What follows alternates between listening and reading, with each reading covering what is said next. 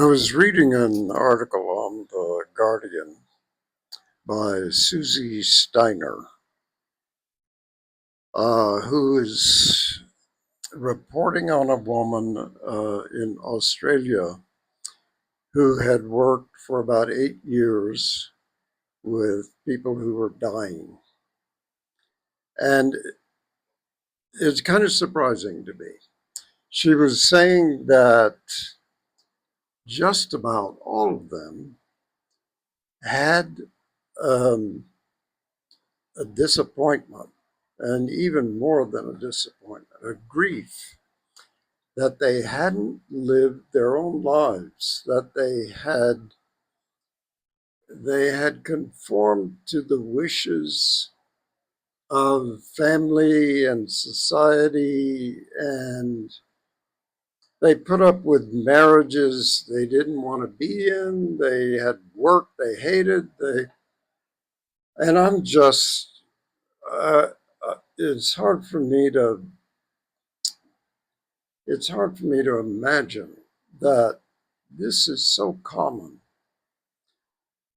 but I think it is. And I guess I've been lucky. I think when I'm actually on my deathbed, um, and it won't be long, I'm 85.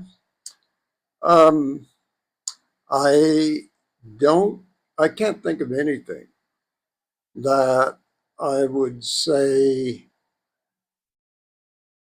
I I regret. I think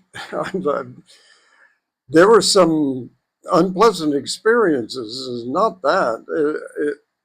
I actually, it's all grist for the mill as far as I'm concerned. I think you you learn from everything, and I have had a beautiful life. I've done a lot of crazy things. I've done some stupid things. I I have not been what the French call sage. I'm not sage. I'm somebody who has not always been well behaved, who's not always done what anyone else wanted me to do. I don't try to be difficult, but I realize that I just had a kind of desire to live certain experiences, and I did. Uh, I don't know exactly why it happened that way, but I always admired the rebels and outcasts and people who just did what they really felt they wanted. And I guess I must have imitated that. And I had discouragement. I had times when I didn't know what I was going to do. My parents wondered what the hell was going on with me. My father was very against my life choices. Uh, he never said anything about my relationships with women, but work, he had opinions. He did not want me to be an artist, and he especially didn't want me to be an actor. But I had to find out. And so I decided myself that acting was not for me, but I had to try it. And and then I painted, and that I kept doing for well over 40 years, 50 years.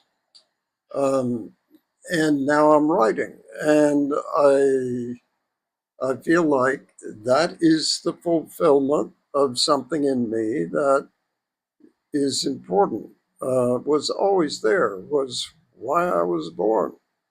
So I would not imagine that I would ever be on my deathbed saying, oh, I didn't live my life. I feel sorry for people who have that, who are captured by some kind of obligation, some kind of fear of disapproval, some kind of worry that society will reject them, and so they don't leave that husband that's beating them. They don't just say, I'm not going to do this. I'm going to do something else. And I don't even know exactly what it is, but this ain't it. That's the kind of spirit, that's the kind of energy that I think everybody needs.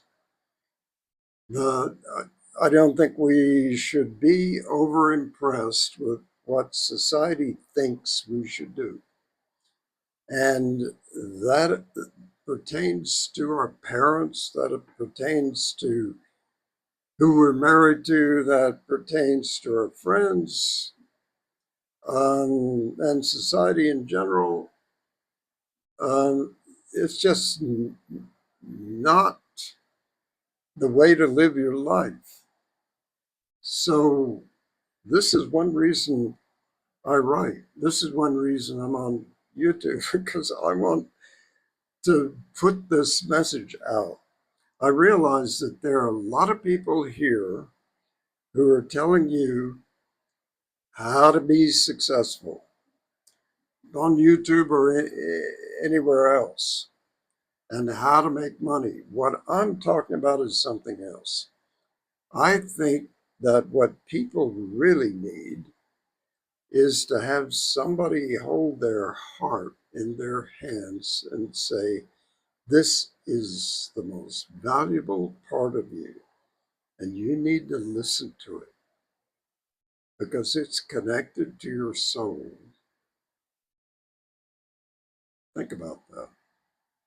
I think that if we can get closer to our original agreement with the soul to live a meaningful life that we know we should be living, and we should not be putting it off, and we should not be trying to bury it because somebody else thinks we should, we can actually have a real life. In spite of stumbles, in spite of pain, in spite of injuries and losses, we all have to have a real life. And I think we all need to think about that.